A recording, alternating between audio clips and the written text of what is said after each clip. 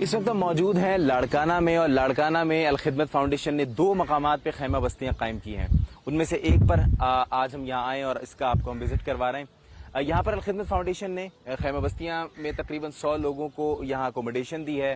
یہاں پر تیار کھانا ان کو ڈسٹریبیوٹ کیا جا رہا ہے. ایک ماہ کا ان کو راشن دے دیا گیا ہر خاندان کو. بچوں کے لیے اسکول چھوٹا سا یہاں بنا ہوا ہے، جہاں ان کو صبح میں ایک ٹیچر جو کہ MBBS کر رہے ہیں وہ یہاں ان بچوں کو تعلیم دے رہے ہیں.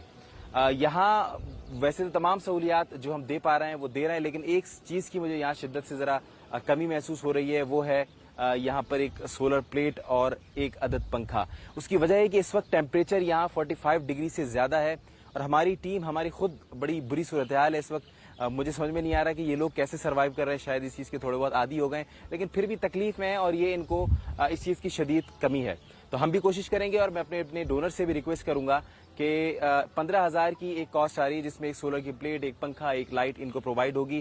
ہماری کوشش ہوگی، سندھ بھر میں ہم نے 25 خیمہ بستیاں لگائی ہیں، اور 25 میں تقریباً 2,500 سے زائد خاندان مقیم ہیں. تو ہم کوشش کریں گے سب کو یہ ایک سیٹ ضرور پرووائڈ کریں.